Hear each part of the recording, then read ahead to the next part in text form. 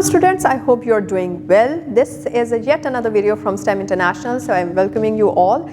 This is Zinia Shah और हमने English book 7 जो है उसको स्टार्ट किया हुआ था. चैप्टर की जो है वो अब हम एक्सरसाइज को देख रहे हैं और इस पर्टिकुलर एक्सरसाइज के अंदर what we are gonna start off with are the MCQs first of all, then the blanks followed with some short questions और उसके बाद फिर a very brief and a very short portion of vocabulary. तो आइए देखते हैं कि आज क्या क्या सीखने को मिल रहा है. Students, so we are starting off with the exercise of this particular chapter और इस chapter में हमने पढ़ा था डॉक्टर रुथफो के बारे में. उनसे related जो है in this particular portion we'll go through the MCQs related to that particular aspect, उनकी personality के बारे में, उनके काम के बारे में and all, and then blanks and then some short questions followed with a very short portion of vocabulary. Vocabulary में क्या नया सीखने को मिलता है, तो आइए स्टार्ट करते हैं.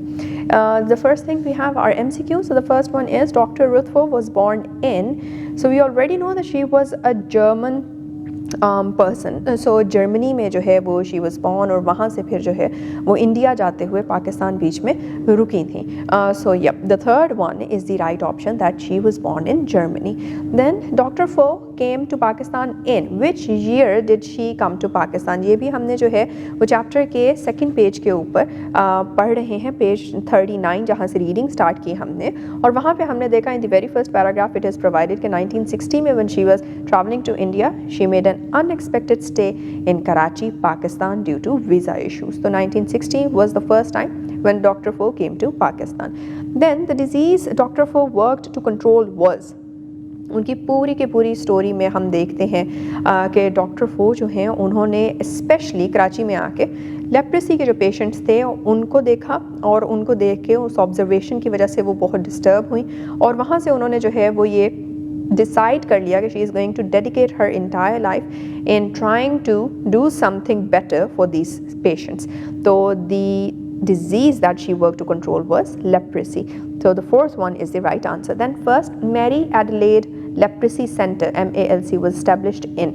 अब क्योंकि हमने देखा कि डॉक्टर रुथफो जो है वो कराची से ही काम शुरू करती हैं, तो पहला जो ये MALC सेंटर था ये एस्टेब्लिश ही हुआ कहाँ पे, सदर एरिया ऑफ कराची में. So the right answer of this particular MCQ is the fourth option, Karachi.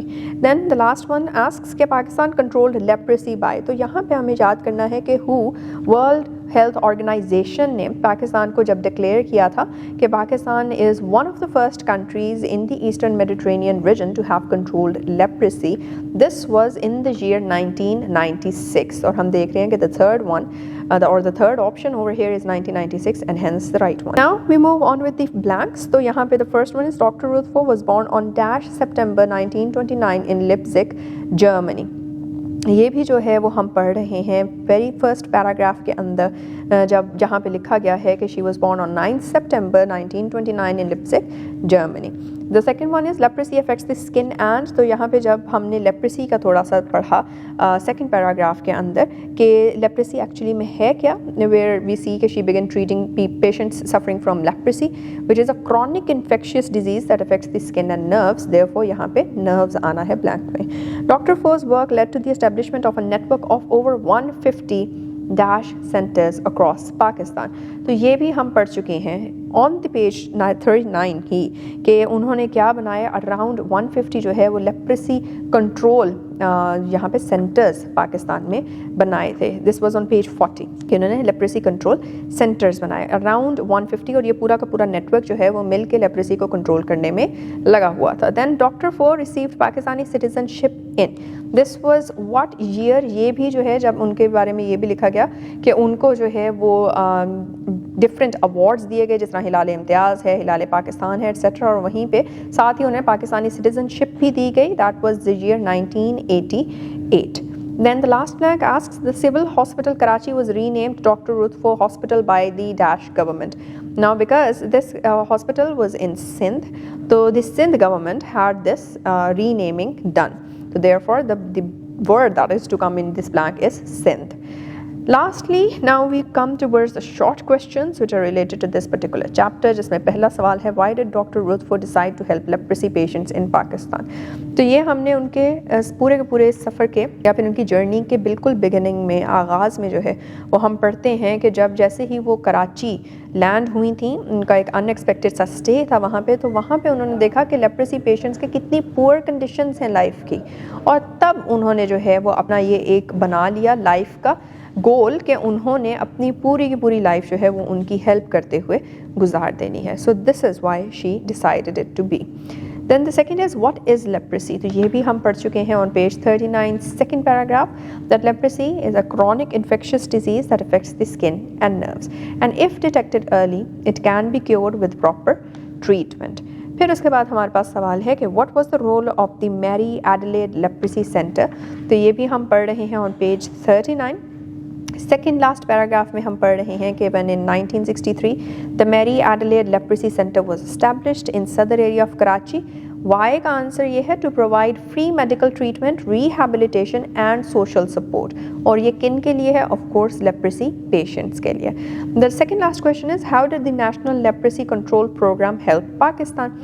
तो ये भी हम इसी में देखते हैं लास्ट पैराग्राफ ऑन पेज 39 के अंदर कि हाउ डॉक्टर फू जो थी वो she worked tirelessly to expand leprosy care across Pakistan, और 68 में उन्होंने परसुएड किया गवर्नमेंट ऑफ पाकिस्तान को कि वो NLCP माने नेशनल लेप्रेसी कंट्रोल प्रोग्राम को जो है वो लॉन्च करें इन पार्टनरशिप विद MALC, और इसी के थ्रू जो है वो leprosy control centres diverse areas of Pakistan में जो है वो सेटअप किए गए, और उसमें according to the text which is provided around 150 leprosy control centres बनाए गए थे. और ये सारे के सारे क्या कर रहे थे? इन्होंने डेकेड्स लॉन्ग इन्होंने एफर्ट्स पुट की, और उन एफर्ट्स के through wide spread treatment provide किया, और कम्युनिटी प्रोग्राम साथ साथ प्रोवाइड किए, ट्रेनिंग ऑफ मेडिकल स्टाफ भी करवाया, और इस सब के थ्रू क्या हो सका कि पाकिस्तान में लेप्रेसी के केसेस सिग्निफिकेंटली रिड्यूस हो गए, जिसकी वजह से फिर पाकिस्तान को वर्ल्ड हेल्थ ऑर्गेनाइजेशन ने 1996 में डिक्लेयर कर दिया as one of the first countries in eastern Mediterranean region to have controlled leprosy. So this was how this particular program helped Pakistan. Last question, why is Dr. Rutherford remembered as a great humanitarian? तो ये भी हमें उनकी story पूरी की पूरी biography पढ़ के पता चल रहा है, that which is provided over here, कि it is because कि उन्होंने अपनी सेल्फ से बढ़ के जो है वो लोगों के लिए काम किया, अपना इवन कंट्री छोड़ के किसी दूसरे कंट्री में आके जो है वो लोगों की सफरेंस को देखते हुए उनके लिए अपनी पूरी की पूरी लाइफ डेडिकेट कर दी. ना सिर्फ वो बल्कि फंडर्स को भी हम देखते हैं यहाँ पे कि फ़ंड्स जो हैं वो जर्मन डोनर्स के थ्रू आ रहे हैं. उनकी अपनी कॉन्ग्रीगेशन जो थी उसके थ्रू जो है वो उन्होंने हेल्प ली, और एक छोटी सी डिस्पेंसरी स्टार्ट करके उन्होंने उसको जल्द ही फुल मेडिकल सेंटर में कन्वर्ट कर दिया. फिर MALC का भी काम बीच में हम देख रहे हैं, NLCP का काम देख रहे हैं. तो उन्होंने ना सिर्फ एक अपने छोटे से लेवल या स्केल के ऊपर काम किया, और ना ही सिर्फ अपने जर्मनी मतलब European countries are way developed than Pakistan और such countries, South Asian countries, etc. right? So उन्होंने अपनी सारी की सारी ईज़ को छोड़ के यहाँ पे आके काम करने की ठान ली और लोगों की मदद करने की ठान ली. So this is why she is remembered as a great humanitarian. On page 42 now we have tables में वर्ड्स और मीनिंग्स हैं. उसके आगे पहला वर्ड है dedicate, meaning to give time and effort for a purpose. किसी भी चीज़ किसी भी पर्पस के लिए अपना वक्त और अपनी जो कोशिश है वो डाल देना, वो डेडिकेट कर देना उसको, या उस पर्पस के लिए वो टाइम नहीं निकालना या एफर्ट्स भी लेके चलना, इस काम को डेडिकेट करना कहते हैं. And then we have the second word which is humanitarian. इसका मतलब है a person who works to improve human welfare. तो ऐसा कोई भी इंसान या कोई भी शख्स जो कि लोगों के भलाई के लिए काम कर रहा है या उनके वेलफेयर को बढ़ाने के लिए काम कर रहा हो, उसको ह्यूमैनिटेरियन कहते हैं. देन वी हैव क्रॉनिक मतलब lasting for a long time. बहुत ही लंबे अरसे तक जो चीज़ या जो सिचुएशन रहे, लास्ट कर जाए, उसको क्रॉनिक कहा जाता है. Then we have outcast, people treated as unwanted by society. ऐसे लोग जो माशरे में फिट ना हो पाएँ. क्योंकि माशरा उनको जो है वो एक दूसरी आंख से देखता है कि may be these people are not meant to be a part of us. तो ऐसे लोगों को आउटकास्ट कहा जाता है. The next word is rehabilitation. Rehabilitation का मतलब helping someone return to normal life. तो कोई भी ऐसा ऐसा शख्स जिसकी लाइफ में कोई ना कोई टमल्ट आया है, कोई इशू आया है और वो अपनी सोशल लाइफ से थोड़ा हट के रहने लग गया है, may be because of a disease और may be because of some other tension और इशू, उस बंदे को जो उस तकलीफ़ में से गुजरा है, सर्टन तकलीफ़ में से, उसको वापस लेकर आना ज़िंदगी की तरफ, नॉर्मल लाइफ की तरफ, इस काम को रिहैबिलिटेशन कहते हैं। Then we have another word that is remote. Remote का मतलब डिस्टेंट, कोई चीज़ जो बहुत ही आपसे फासले पे हो तो उसको कहते हैं हम कि ये डिस्टेंट है। और उसके लिए एक और वर्ड जो है वो इस्तेमाल हो सकता है, और ये वर्ड मोस्टली जो है वो जगहों के लिए इस्तेमाल होता है। कोई बहुत ही डिस्टेंटली प्लेस्ड जगह हो तो हम उसे कहते हैं remote area. Then we have the second last word provided which is legacy. Legacy means the long lasting impact of particular events, actions etcetera. किसी भी एक काम, किसी भी चीज़ की कोई भी एक किस्सा हुआ हो, उसका लॉन्ग लास्टिंग इफेक्ट, देर पा उसका कोई इफ़ेक्ट रहा हो, तो ऐसी चीज़ को हम जो है वो कहते हैं कि ये उस पर्टिकुलर चीज़ की लेगेसी चलती आ रही है। Then we have the last word which is compassion. It means feeling sympathy and care for others. Sympathize कर पाना किसी से, किसी का दर्द समझ पाना और उसके फिर आगे उसकी देखभाल भी कर पाना, उसके लिए केयरिंग एटीट्यूड रख पाना, इस सब को जो है वो कंपैशन कहते हैं।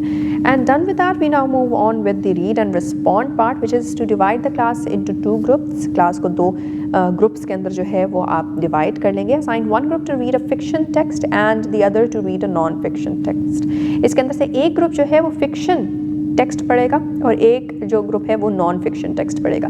फिक्शन इन द सेंस कि जिसके अंदर जो है वो थोड़ी सी इमेजिनेटिव साइड ज़्यादा होती है, रियलिटी से हट के लिखा होता है, और नॉन फिक्शनल टेक्स्ट वो होते हैं जो कि रियलिटी बेस्ड होते हैं। Ask student to find the meanings of selected words from the text using a dictionary and compare them with how the words are used in the text. अच्छा जी, उसमें से फिर आपने क्या करना है कि कुछ वर्ड्स सेलेक्ट कर लेने हैं और उनको फिर आपने डिक्शनरी का इस्तेमाल करते हुए उनके मीनिंग्स निकालने हैं, और आपने फिर कंपेयर करना है कि वही अल्फाज टेक्स्ट में किस तरह से इस्तेमाल हुए हैं। Each group will then share their reading with the whole class, और फिर हर ग्रुप जो है वो अपनी रीडिंग को क्लास के साथ शेयर करेगा। Identify and discuss the theme and conventions of the chapter. Finally collect information from the chapter and narrate 1 incident from it in your own words. उसके बाद फिर आपने क्या करना है कि आपने इस पर्टिकुलर चैप्टर की थीम, जो उसका सेंटर पॉइंट है, जिसके ऊपर ये पूरा का पूरा चैप्टर बेस्ड है, उसको डिस्कस करना है। पहले आइडेंटिफाई, फिर डिस्कस, और कन्वेंशंस क्या हैं इस चैप्टर की उनको डिस्कस करें। और फिर उसके बाद फाइनली आपका क्या काम है कि आपने ऐसी इन्फॉर्मेशन कलेक्ट करनी है चैप्टर में से ही जो कि आप यूज़ कर सकते हैं किसी एक पर्टिकुलर इंसिडेंट को जो कि चैप्टर में होता आप देख रहे हैं, उसको अपने अल्फाज में बयान करने के लिए, नरेट करने के लिए। So this is what you are gonna do with this portion, that is read and respond. The last portion for this particular video is the vocabulary part. Vocabulary के अंदर the first thing that we are going to study are homophones, के homophones होते क्या हैं और homophones की क्या कोई और टाइप भी है या नहीं। तो पहले तो पढ़ते हैं कि होमोफोन्स होते क्या हैं। Words that are pronounce the same but have different spellings and meanings are called homophones. कोई भी ऐसे अल्फाज जो कि जिनके स्पेलिंग्स डिफरेंट हों, मुख्तलिफ हों, उनके मतलब भी मुख्तलिफ हों, लेकिन उनकी जो साउंड है, जो प्रोनाउंसिएशन है उनका, वो सेम हो, तो ऐसे अल्फाज को होमोफोन्स कहा जाता है। कुछ एग्जाम्पल्स हमारे पास हैं नीचे, उनको देख लेते हैं। पहली एग्जाम्पल है प्लेन एंड प्लेन। आप देख रहे हैं the first plain has an A I in it and the second plane has an A N E in it. तो plain with an I is the shirt looks simple and plain, मतलब बिल्कुल, मतलब उसके अंदर कोई as such जो है वो इंटरेस्टिंग एलिमेंट्स नहीं है, प्लेन है, बिल्कुल सीधी सादी सी लग रही है, सिंपल सी लग रही है शर्ट। और दूसरा PLANE वाले प्लेन की अगर बात करें तो plane landed safely at the airport, तो ये एयरप्लेन्स की बात हो रही है या फिर एरोप्लेन्स की बात हो रही है, ठीक है, जहाज़ की। Then we have another pair of homophones. उसके अंदर पहला वर्ड है स्टोरी का। You don't see an E in this story but you see an E in the next story. तो पहला वाला जो है विदाउट एन ई, उसका मतलब है कि माई grandfather told me an interesting story, जो कहानी सुनाई जाती है उसके ये स्पेलिंग्स होते हैं। और जो दूसरी स्टोरी है जिसमें ई जो है वो ऐड हो चुका है, वो बेसिकली कहते हैं मंजिल को, एज इन कितना मंजिला घर है या कितनी मंजिला बिल्डिंग है, कितनी मंजिलें हैं इस घर के अंदर, मतलब how many storeys do you have in your house. It could be 2 stories, it could be 3 stories, it could be a single storey as well, right. तो इस चीज़ को हम STOREYS के स्पेलिंग्स के साथ लिखते हैं। Then the next pair of homophones is blue. Blue जो है that is one is its colour and the second blue is के जी जो विंड जो है it blew away my papers. तो अगर तो हम कलर की बात करते हैं तो एग्जांपल के तौर पे शी वोर अ ब्यूटीफुल ब्लू ड्रेस, और अगर हम विंड की बात करते हैं तो the strong wind blew away my papers. So the last pair of homophones that we have with us is by and buy. By एक जो है वो that is spelled as B Y and the other one is B U Y. तो B Y का मतलब होता है by the side of, कोई किसी चीज़ की साइड पे है, या फिर the mistake was committed by me, अगर हम इस तरह से बोलते हैं तो फिर उसके अंदर जो बाय है वो है कि इससे ऐसे हुआ, राइट। तो इस पर्टिकुलर चीज़ के अंदर जो सेंटेंस प्रोवाइडेड है that is the dog was sitting by the gate, इसका मतलब है कि जो डॉग था वो गेट के साथ बैठा हुआ था। And then we have buy, B U Y, इसका मतलब है ख़रीद लेना। I want to buy a new dictionary, मैं एक नई डिक्शनरी ख़रीदना चाहता हूँ, right. So this is a subtle difference between homophones which comes with their different spellings and therefore different meanings, जबकि उनकी जो प्रोनाउंसिएशन या फिर साउंड है वो सेम रहती है। Now we flip towards the next page which is page 43 and we see near homophones. Near homophones क्या होते हैं? Near homophones are words that are almost similar in sound but have different spellings and meanings. अब कुछ ऐसे जो कि almost similar है, कहीं ना कहीं पे वो उसकी जो प्रोनाउंसिएशन है वो डिफरेंट भी होती है, लेकिन मिस्टेकनली जो है वो मिक्सअप भी हो सकती है। एग्जाम्पल के तौर पे हमारे पास क्या है? Advice and advise. एडवाइज होता है for example teachers advise students to complete their homework on time. जब आप इसको एक्टिव एक्शन के तौर पे देखते हो, एक बंदा जो है वो दूसरे बंदे को एडवाइज कर रहा है तो आप ISE के तौर पे करते हो, लेकिन अगर आप देखते हो अगला है advice which is C use हो रहा है instead of S। My eldest sister gave me a helpful advice about preparing for exam। तो हम यहाँ पे देखते हैं कि एडवाइस जो है वो एक पर्टिकुलर एडवाइस आ रही है, सो देयरफॉर एक पर्टिकुलर बात बताई जा रही है, इसलिए हम उसके अंदर C का इस्तेमाल कर रहे हैं instead of S। And then next is accept and except. Accept जो है पहले A से जो स्टार्ट हो रहा है, ACCEPT, इसका मतलब है कि मान लेना, एक्सेप्ट कर लेना, राइट। और दूसरा जो EXCPT है, एक्सेप्ट, इसके अलावा, इसका मतलब ये होता है। तो जो पहला है मान लेना, उसका सेंटेंस देख लेते हैं। Asad decided to accept the award with gratitude, कि उसने अवार्ड को एक्सेप्ट किया किसके साथ? हम्बलनेस के साथ, ग्रैटिट्यूड के साथ, शुक्रगुजारी के साथ। एंड द सेकंड एक्सेप्ट जिसके अंदर EXCEPT आ रहा है, तो everyone was present except Ali, Ali के अलावा सब वहाँ पे मौजूद। The next pair of near homophones is peace and piece. तो इसके अंदर PEACE का मतलब होता है अमन। The leaders spoke about world peace, वो जो लीडर्स थे उन्होंने आपकी दुनियावी जो अमन है उसके बारे में बात की। और फिर उसके बाद आता है पीस, PIECE, इसका मतलब होता है टुकड़ा, तो इसमें आ जाता है may I have a piece of cake. Next we have quite and quite.